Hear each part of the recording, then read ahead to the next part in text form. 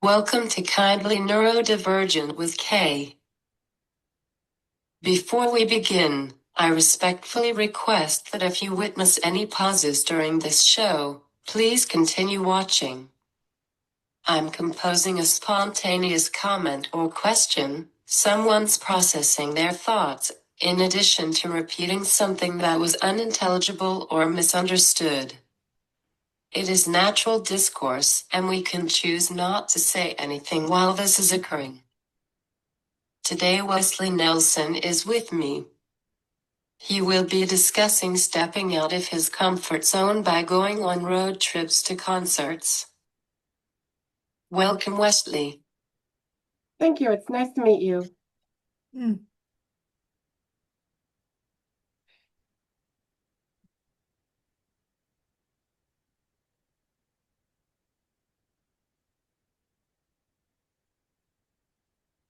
You too.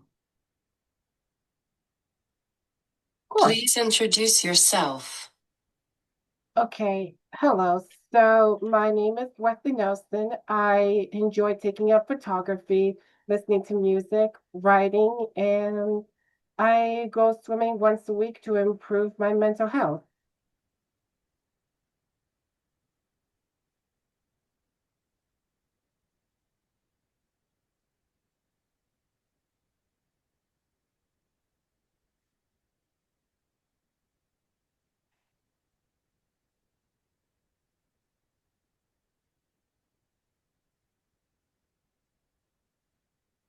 I love swimming too. I'm glad that you do. Besides all of that, one beverage I like to try whenever I go to Dunkin' Donuts is a strawberry dragon fruit refresher. I drink it to help me get through a day that I expect to be rough. And I think I read an article that stated that dragon fruit is beneficial for your health and it tastes great. Not gonna lie, dragon fruit is the best. What aspects of taking a road trip to a concert felt most outside your typical comfort zone? Honestly, traveling to another city and being around people felt most outside my comfort zone. When I went to high school during lunch periods in the cafeteria, listening to so many people talk at one time was overwhelming for me. So, with permission from a teacher, I'd go to a library when I'm done eating, to read a book or use a computer. Video chatting with voice actors during COVID-19 made me especially nervous at first. And I grew to prefer that over the course of a couple of years because then I wouldn't have to worry about crowds and traveling to another city or state to meet them. But when it was safe enough for in-person events to take place again, I realized that would no longer be an option. I can't rely on video chats to deal with that barrier. So with the help of my sister and a few of my little brother's friends, I took a chance by going to Taylor Swift's Eras tour and Avril Lavigne's Greatest Hits tour. Awesome. Thanks, I got a VIP lanyard from that show too. And I have these wristbands from the Eras tour that would light up during certain parts of the concert. It was magical.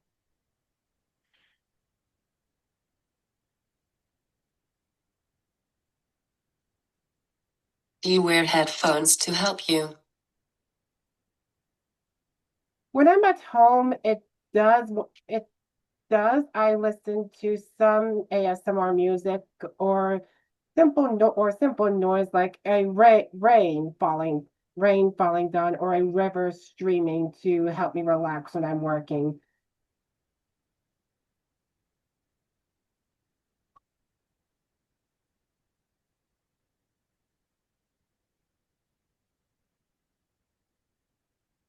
Do you wear headphones at the concert?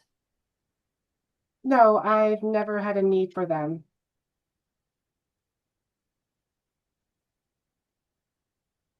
How did your expectations about the trip compare to the actual experience once you were on the road? Getting to the Greatest Hits tour in both Hartford and Bethel was no problem. It was actually one of the most enjoyable parts of those trips because I loved going sightseeing on the way to the venues and being awestruck by the transmission towers on the highway. For Bethel, I traveled to upstate New York with my sister, and it felt so much like being in my hometown. For the Irish tour, I was hoping it'd be smooth sailing because I don't live too far from the Gillette Stadium in Foxborough, Massachusetts. But my sister and I underestimated how bad the traffic was, so we were held up for the entire afternoon. We missed the opening acts, but we made it on time to the actual concert, and I had the chance to get to know a couple of people. One that I ran into handed me a friendship bracelet, which was very kind of her. Fans exchanging friendship bracelets with one another was inspired by the bridge in the song "You're on Your Own, Kid." I thought it was really sweet because it allowed that community to live in the moment and develop a sense of kinship. This brings me to my first word of advice. It is to arrive at the venue as early as possible so you don't have to be anxious about being stuck in traffic and you can look around the venue to get accustomed to your surroundings before finding your seat. Are the rides long for you? They can be. Would you like to see would you like to see the friendship bracelet I got?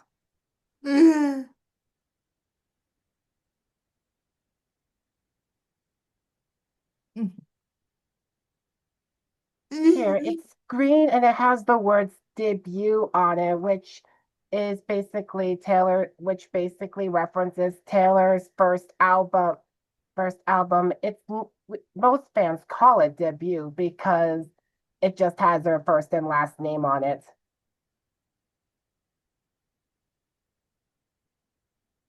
Awesome. Thanks. I wish I got more, but I luckily had a friend that sold his autographed copy of his Fearless album, and he sold me a cluster of friendship bracelets that I sometimes wear when I'm out and about.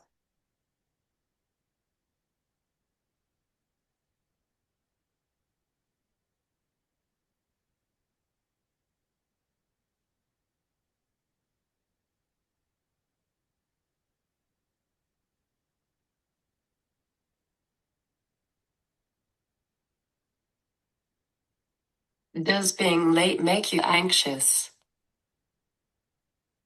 Does what make me anxious? Can you repeat that? Does being late? Yes, it always does, especially when I'm on my way to work.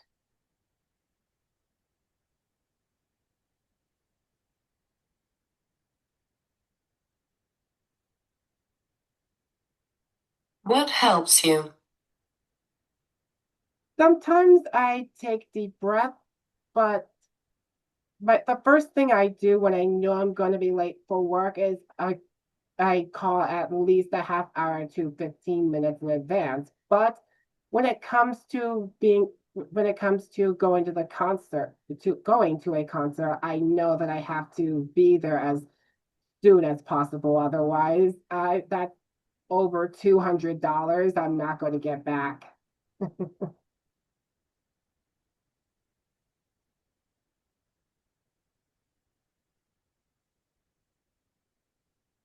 Did you face any accessibility challenges during the journey or at the concert venue? And how did stepping into that uncertainty shape your confidence? No, I had no trouble with accessibility, though thankfully for those that did, there were a few sections in the amphitheaters and the stadium that are ADA compliant. When I went to meet Simple Plan, a rock band that opened up for Abra on our tour, a VIP group I was in was accompanied by venue staff to a restricted section that provided pizza and soda. The band was incredible to meet. The members took their time to sign our lanyards and make conversation before we took pictures. When I went to the pizza party in Bethel, the band remembered who I was, and that made the interaction special to me. I love supporting artists that are generous with their fans. And I got separate lanyards that they autographed. Would you like to see them? Yeah. So this lanyard from this This liner from the Bethel concert depicts aliens wearing Scooby-Doo costumes because they did the theme song for a Scooby-Doo show called What's New Scooby-Doo. And on the back, you'll see their signatures. Here's one from the Hartford show. As you can see, it has it has image of an image of memorabilia on it, and on the back you'll find their signatures as well. Cool. Thanks.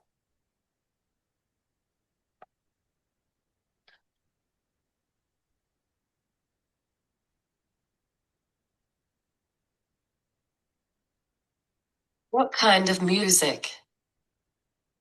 Simple Plan plays mostly pop, punk rock. Avril Lavigne plays pop and pop and punk music, so mostly rock and roll most of her songs. Taylor Swift started out country, but later went on to record pop music, and that's been her go-to genre ever since.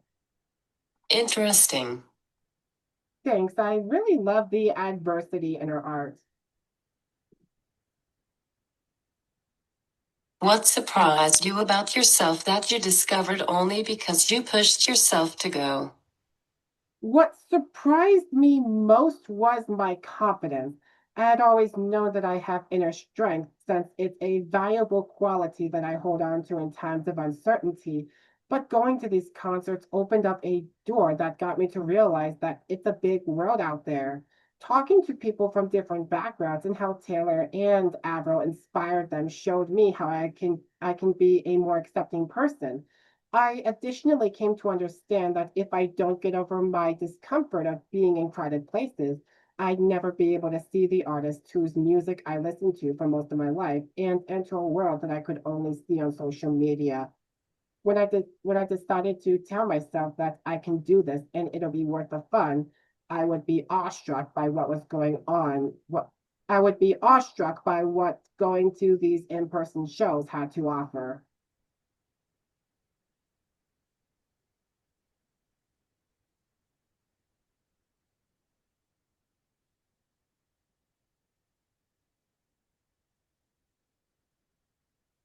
How many concerts have you been to? Only three since the pandemic.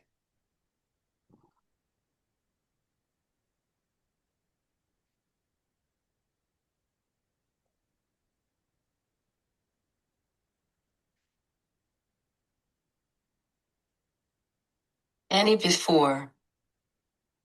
Mostly local events. I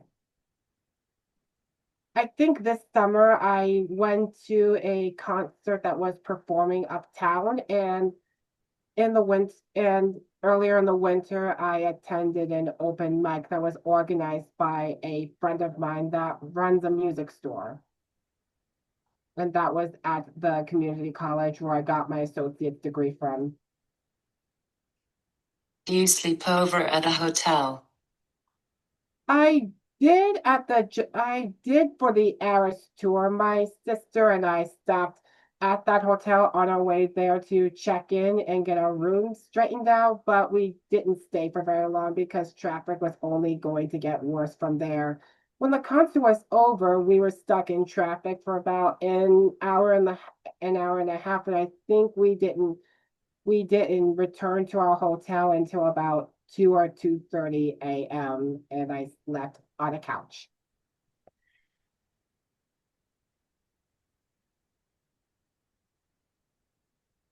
Do you like sleepovering at a hotel?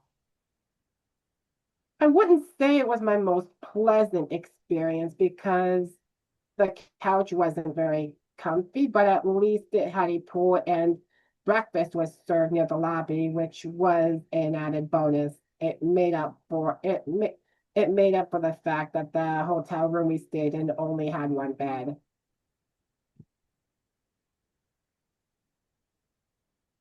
How did the concert experience itself reinforce the value of stepping out of your comfort zone? Listening to my favorite songs live was what did that for me because I'm most familiar with them, and singing along to the lyrics I knew by heart was like I was truly part of that environment.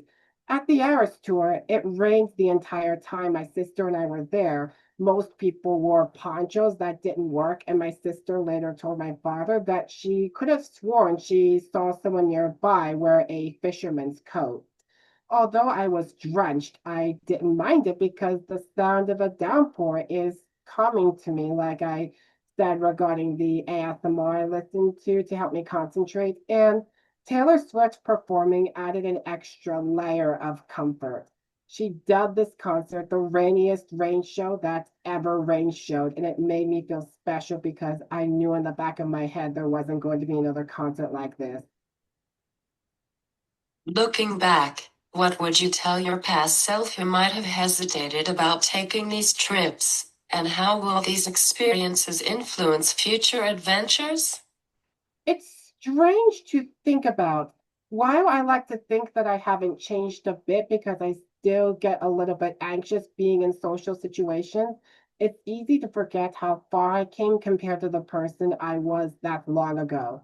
I would tell my past self that being in a different place than what he's used to will seem intimidating, but some of his favorite songs will be performing at these venues, so think of it as still being at home, except you'll be in the world they've built.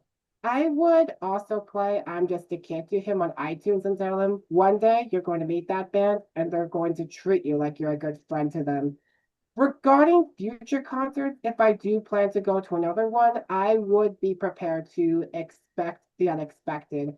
My second word of advice is be adaptable. Not everything will go as planned, but you're definitely not going to miss out if you make the effort to show up early. Also, save and save and save and save because tickets are more expensive than ever. It's part of why Ticketmaster is in hot water with the government, and hopefully some good will come out of that lawsuit because the only reason my sister and I were able to go to the Eras tour is that multiple people were upset that the website kept crashing and some just couldn't be there for the pre-sale. Taylor actually put out a statement regarding that, and I'll read it to you. Well, it goes without saying that I'm extremely protective of my fans. We've been doing this for decades together, and over the years, I've brought so many elements of my career to in-house. I've done this specifically to improve the quality of my fans' experience by doing it myself with my team who care as much about my fans as I do. It's really difficult for me to trust an outside entity with these relationships and loyalties, and excruciating for me to just watch mistakes happen with no recourse. There are a multitude of reasons why people had such a hard time trying to get tickets, and I'm trying to figure out how the situation can be improved moving forward. I'm not going to make excuses for anyone because we asked them multiple times if they could handle this kind of demand, and we were assured they could. It's truly amazing that 2.4 million people got tickets, but it really upsets me that a lot of them feel like they went through several bear attacks to get them. And to those that didn't get tickets, all I can say is that my hope is to provide more opportunities for us to all get together and sing these songs. Thank you for wanting to be there. You have no idea how much that means. And luckily, even though my sister and I missed out on the initial sale, we had a miracle. Through a lottery system that was temporarily implemented for verified fans, my sister and I managed to get nosebleed seats, and it showed us that things will work out as long as we never stop dreaming. Awesome. Thanks. That was quite a story. It is okay to be a little anxious. I understand.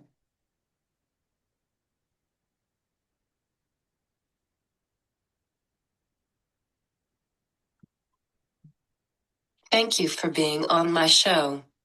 Thank you. It's been a pleasure to be here. And it's especially nice meeting you, Kayla. Please share this episode with everyone you know. Of course. If you want to be on, please reach out to me.